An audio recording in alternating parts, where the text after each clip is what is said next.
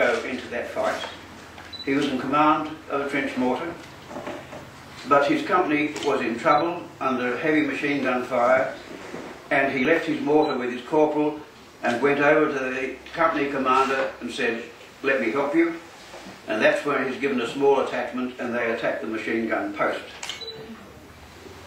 But this was the point. He saw the need and he acted on it, irrespective of what the consequences may be. He carried the same action. He was wounded then, but then he was selected, you know, the military parts, he was selected to volunteer. Of that small group of men who went to Mesopotamia and Persia under General Dunsterville, every one of them was selected because of their proven record of courage and of leadership and those qualities of service which our military forces hold dear, and particularly the compassion that has been talked about this morning. So when they got to Persia, or was Mesopotamia, they were to Basra, then Baghdad, then they marched 1,200 kilometres, or rode their horses, until eventually this group of about 30 men reached Sankara, and where they first met the refugees.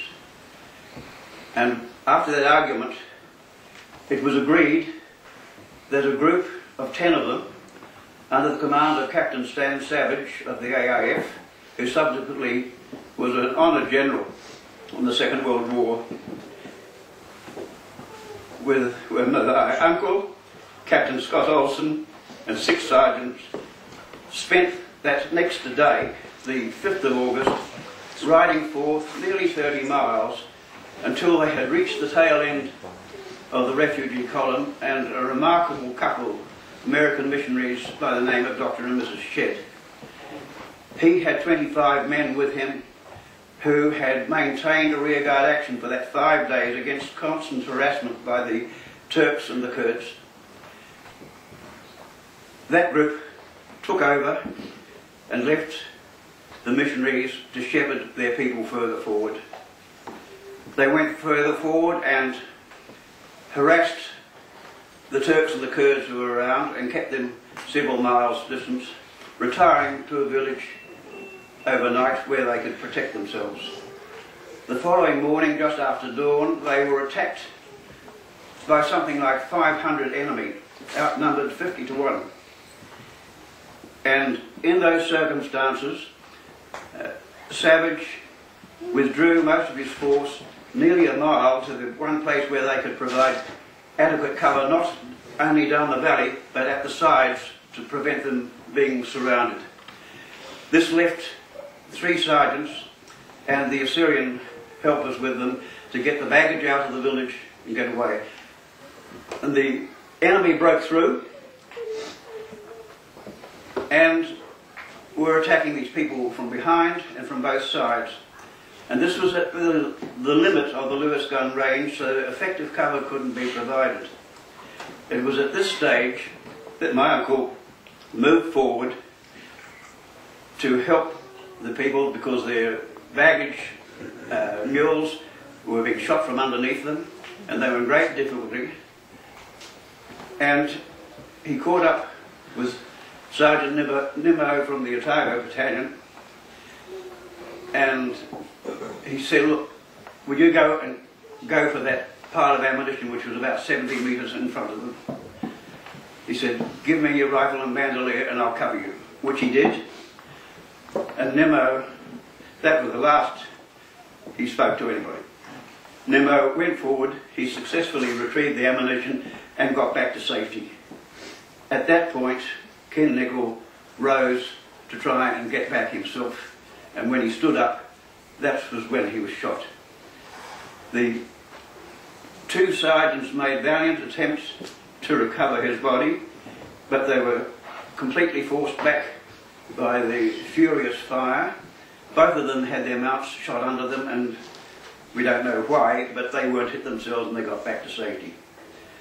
So Ken Nichol's death saved 3 of his comrades, and we don't know how many of the Assyrians, gave an important delay in time which allowed the refugee column to get further away, and that directly contributed to the successful further rearguard action which continued for several days until they reached the protection of the British cavalry.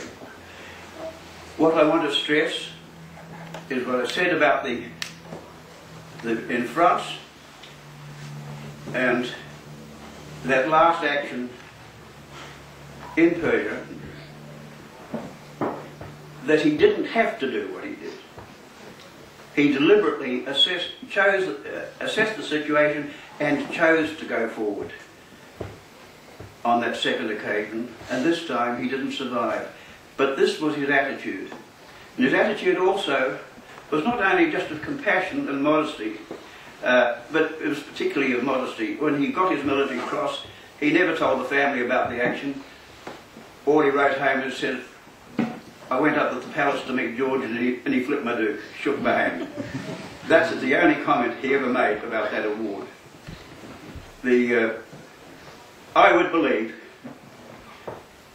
that if he were to be here today, he would be embarrassed.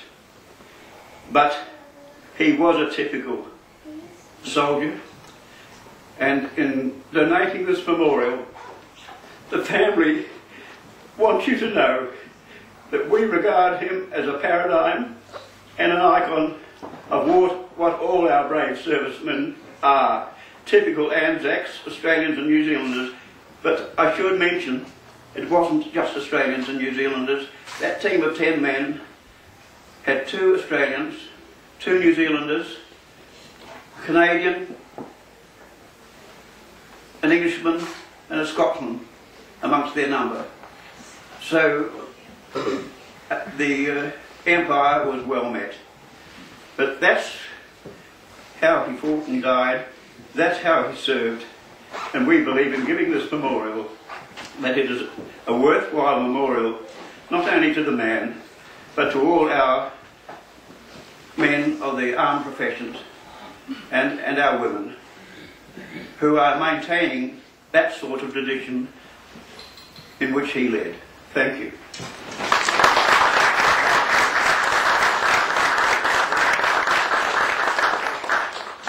Ladies and gentlemen, I introduce Mr. Jack Nichol.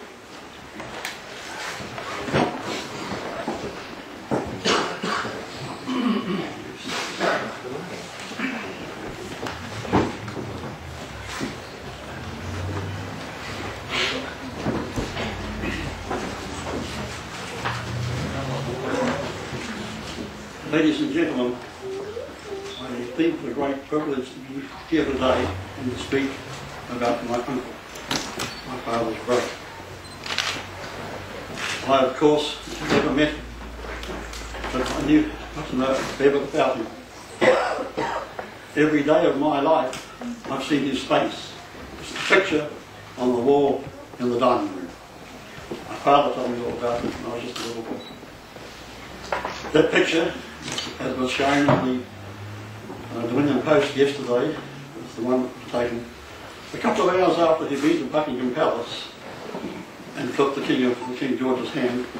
The picture was taken. My grandfather had asked him to do that, to get the picture as soon as possible.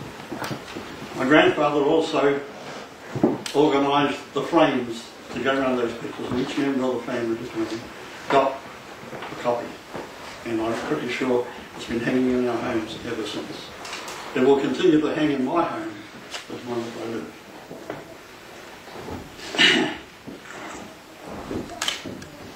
I never knew him, of course. I wasn't born. But I knew my father, and I knew my 2 aunties very, very well. My aunties used to spoil me, I'm afraid. Dad didn't do that, but I remember they telling me about my uncle and things like this. And they themselves kept such a high standard on their own lives. I'm pretty sure I know what my uncle was like.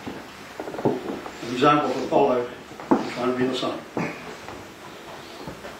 He was a keen Bible class member of the Baptist Church